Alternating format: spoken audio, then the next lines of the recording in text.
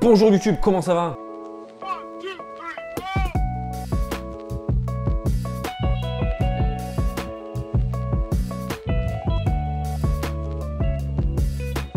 Oui, le Galaxy Fold, le premier smartphone pliable de Samsung, vient d'être annoncé. Et le moins que l'on puisse dire, c'est qu'on ne sait pas exactement à quoi ça va servir.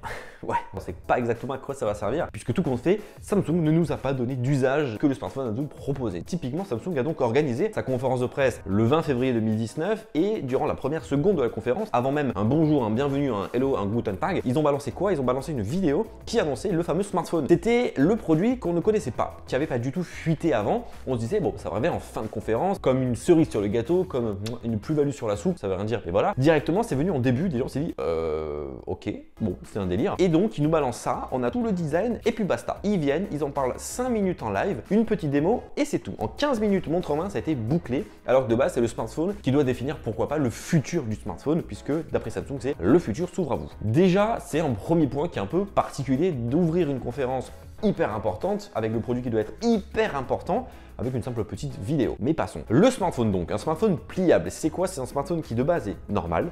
Voilà, la façade avant est là, et tu l'ouvres et tu as donc une plus grande taille d'écran à l'intérieur, une tablette beaucoup plus grande une fois qu'elle est dépliée. C'est une prouesse technique puisque tu as un écran plié, déplié, plié, déplié, facile. Après, par contre, le design qu'ils ont proposé, la plus-value qu'ils ont proposé, l'ensemble qu'ils ont proposé, là, je suis un peu plus sur ma faim puisque je comprends pas exactement où Samsung va en venir. Premièrement, on a donc un écran en façade avant de 4,6 pouces. Ça signifie quoi? Ça signifie que c'est un smartphone tout petit. Tout petit pourquoi? Parce qu'aujourd'hui, si tu compares l'iPhone 7 par exemple, a un écran de 4,7 pouces, le Galaxy S10 Plus a un écran de 6,4 pouces. Donc grosso modo, on est sur un écran vraiment tout petit. Mais surtout, ce qui choque, c'est quoi donc? C'est directement que tu as des énormes bordures d'écran. Oui, parce que le smartphone, l'écran du smartphone est posé comme ça au milieu. C'est pas hyper esthétique là où on sait que Samsung, du coup, justement, avec ses nouveaux Galaxy S10, dont une vidéo est déjà disponible dans la description et juste là, eh bien propose un écran sans aucune bordure, simplement un petit appareil photo posé dedans. Tu le dis, bon, pourquoi pas? Même si c'est pas mon délire, pourquoi pas? Et puis ensuite, quand tu l'ouvres, tu as donc un écran de 7,3 pouces, une sorte de tablette avec un format bizarre, on sait pas si c'est du 4 tiers ou autre, un ratio d'image bizarre, c'est pas du 18,5 neuvième, on sait pas, c'est pas du 16 neuvième, Samsung ne nous a rien dit, et surtout une grosse encoche en haut à droite qui renferme les deux caméras. Donc déjà, ça veut dire quoi? Ça veut dire que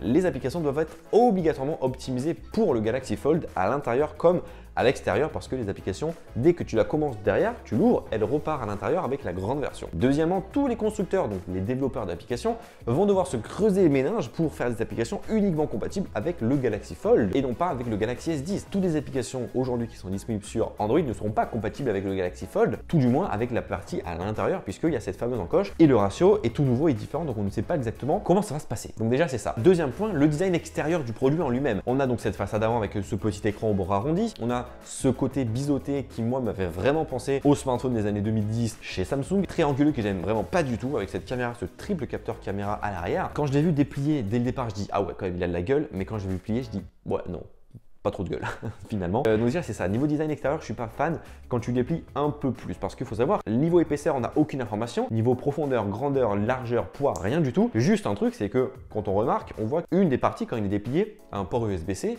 et donc le port USB-C prend à peu près la même taille que dans le Galaxy S10. Donc tu dois normalement te dire que c'est deux Galaxy S10 par exemple collés. Sauf qu'au final il est beaucoup plus fin puisque tu peux le tenir dans ta main. Et quand il y a eu la démo de la personne qui l'a eu dans sa main, on disait déjà que l'écran externe était quand même assez petit, mais surtout que le form factor certes tient bien dans la main. Quand tu le déplies, c'est compliqué puisque tu sais pas si tu peux tenir dans une main, dans deux mains, qui va taper dessus, la main droite, la main gauche, est-ce que c'est avec le pouce? Tu sais pas du tout. Ils ne nous ont pas du tout montré les usages de ce smartphone et c'est ça la grosse, à mon avis, erreur que Samsung a faite lors de cette conférence. C'est que certes, ils nous proposent un smartphone hyper innovant, inédit, futuriste, technologiquement parlant, génial, mais on sait pas à quoi il va servir. Parce qu'aujourd'hui, tu as un téléphone et une tablette, tu sais que ton téléphone c'est pour téléphoner et l'avoir partout avec toi dans la rue, et la tablette c'est pour te divertir ou pourquoi pas travailler. Là pour le coup, certes, de passer d'une petite application où tu l'ouvres à une plus grande application, c'est sympa, mais ça fait pas tout, vraiment pas tout, surtout pour le prix. On se demande si c'est vraiment justifié. En plus de ça, tu as 6 appareils photo à l'intérieur, une en façade avant, 2 à l'intérieur et 3 à l'arrière. Donc ça fait vraiment beaucoup. Donc certes, tu pourras faire des photos dans tous les sens, mais encore une fois, un petit écran de 4,6 pouces pour faire des photos avec la caméra arrière du triple objectif qui à mon avis est le même que celle du Galaxy S10, le grand angle, le super grand angle et le mode x2. On se demande quand même si ça vaut le coup. C'est quand même un smartphone qui nous pose quand même beaucoup de questions. Il a l'air ultra puissant puisqu'il embarque 12 Go de RAM si je me trompe pas, 1 Go de stockage interne, un processeur gravé en 7 nanomètres, être. Franchement, il a l'air puissant. L'écran l'Infinity Flex a l'air majestueux. Pour voir si au bout du temps, il n'y a pas au milieu une sorte de pliure qui vient se former, étant donné de tout le temps l'ouvrir, le fermer, j'en sais rien. Si le mécanisme est aimanté ou pas, ou si à la fin il va plier et va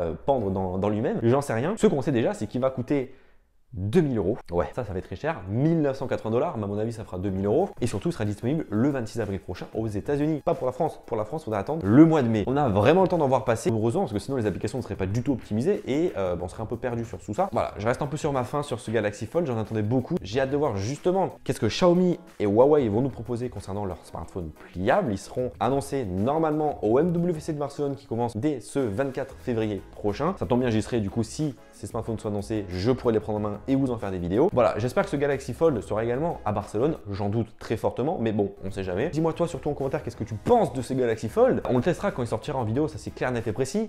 Moi, je suis un peu dubitatif sur tout ça, sur l'utilité. J'aimerais bien aimer que Samsung nous propose vraiment un concept qui te rende la vie beaucoup plus utile. Parce que à 2000 € le smartphone tablette, aujourd'hui un écran de 4,6 pouces sur un smartphone, ça coûte approximativement 400 €. Un écran de 7,3 pouces en tablette, ça coûte approximativement 400 € aussi. Du coup, pour moins de 1000 € tu as les deux. Là, certes, c'est le 2 en 1, mais est-ce que ça vaut vraiment 2000 €? That is the question. On débriefera tout ça dès lors qu'on aura un peu plus d'informations. Gros pouce bleu dans la barre des pouces bleus si tu as aimé cette petite vidéo explicative, présentation de ce Galaxy Fold. Et quant à nous, on se retrouve dans une prochaine vidéo très bientôt pour parler de plein de choses. Allez, bye bye.